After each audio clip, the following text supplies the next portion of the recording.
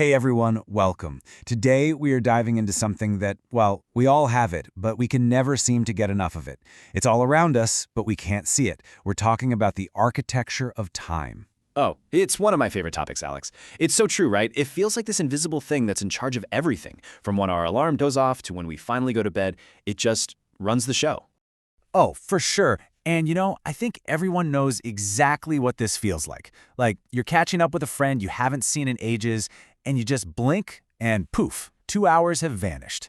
But then you're waiting for the bus or you're stuck in traffic. Oh my gosh, I was in a jam the other day and I swear every minute felt like an entire hour. What is going on there? There's actually a name for that feeling. It's called time perception. And the core idea is pretty simple actually. The clock on your wall and the clock inside your head, they're just not in sync. They tick at totally different speeds. It's really our brain that's in the driver's seat, deciding if time is going to crawl or fly by based on what's happening. That's it, exactly. Think about it. When you're totally absorbed in something, like a video game or a really good movie, your brain is just firing on all cylinders. It's processing so much cool stuff and having fun, it kind of forgets to check the watch. And that's where we get that saying, time flies when you're having fun. Totally. But flip that around. When you're bored, what else is your brain going to do but watch the clock? Every single tick, tock, tick feels like an eternity because that's the only thing you're focused on. It really is all about where your attention is. Okay, so we've established that time can feel different depending on our mood. But here's where things get really wild. It turns out time isn't just in your head. It's a real physical dimension of our universe, and it can actually change. This is where the science fiction starts to sound a lot like science fact. Right. So in school, we all learn about the 3 dimensions of space, length, width, and height. It's how we describe where things are. But Albert Einstein came along and blew everyone's minds. He said there's a 4th dimension, and that dimension is time. He said they're all woven together into this single fabric called space-time. Whoa. Okay, so wait. Is time then like a direction?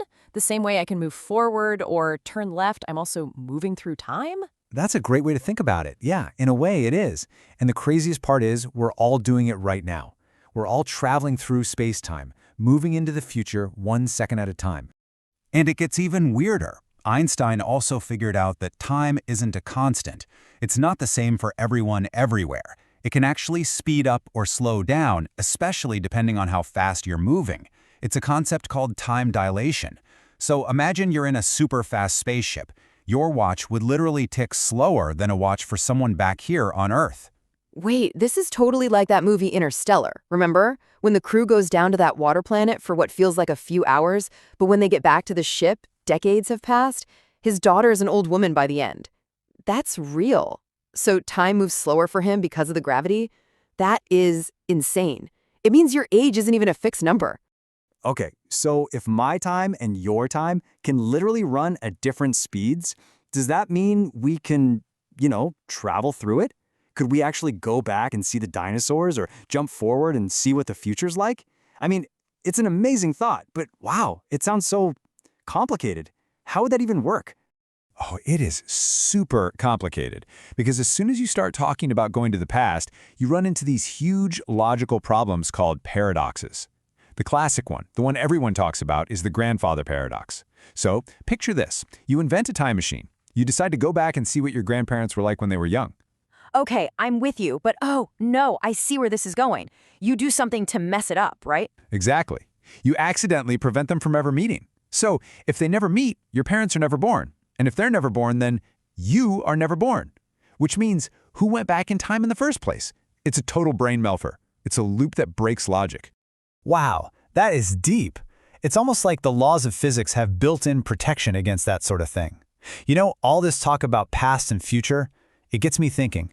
We spend so much of our mental energy living in those 2 places. But what if? What if they aren't even real? Not in the way we think anyway. What if we're all just living in our heads?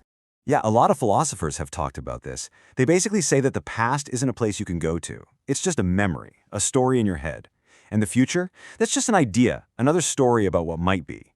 The only thing that is actually truly real is the present moment. Right now, this second, as you're listening. That's all there is. Okay, but that is so much easier said than done, right? I mean, our minds are constantly jumping around. We're thinking, I wish I hadn't said that yesterday. Or, oh my gosh, I'm so anxious about that meeting next week. It's like we're constantly trying to mentally turn back the hands of time to fix something which we know is impossible. I know. It's a trap. We end up living in a past that we can't change or a future that might not even happen. And while our mind is busy doing all that, the present moment, the only thing that's actually real, just slips right through our fingers. And that brings up a really, really important idea. We're taught to think that money is our most valuable asset, but it's not. It's time. Think about it. You can always lose money and earn more, but you can never, ever get back a single second that you've lost. It really is a powerful way to frame it. If you lose an hour, it's just gone. Forever. There's no time bank you can go to for a withdrawal. Every single second we have is precious because we only have a limited supply. Yeah, when you think of it like that, it completely changes your perspective. It makes you really consider how you're using each minute of your day. It makes you realize that the time is now to focus on what actually matters to you. You know, I like to think about the difference between spending time and investing it. When we're just spending time, or even worse, when we're trying to kill time, that's like mindlessly scrolling on social media, right? Just waiting for the next thing to happen. That time is just gone. You get nothing back for it. But when you invest your time, you're putting it into something that gives you a return, something that helps you grow. You know, learning a new language, reading a good book, or having a deep conversation with a friend. The return you get is a new skill, or a great memory, or a stronger connection. That's a great investment. And this doesn't have to be some huge, dramatic life change. Seriously, you can start really small. Like, here's a challenge. Today, just for one meal, put your phone away. No TV, just be present and actually taste your food. Or how about this? Take just 10 minutes to learn about something you've always been curious about. And I think this one is maybe the most important. Have a real, focused conversation with someone you love. No distractions. Just listen and be there. That kind of true connection can feel like it only happens once in a blue moon anymore, but it's so valuable. So, as we wrap up, we really want to leave you all with one question to think about. As you go about the rest of your day, ask yourself, are you just spending your time? Or are you investing it? Yeah, really think about it. It's your time, and the choice is yours. Thanks so much for listening. Make every second count.